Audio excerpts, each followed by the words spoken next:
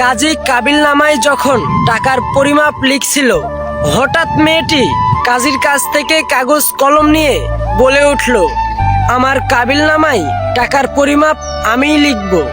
আমি যা লিখব আমাকে তাই দিতে হবে।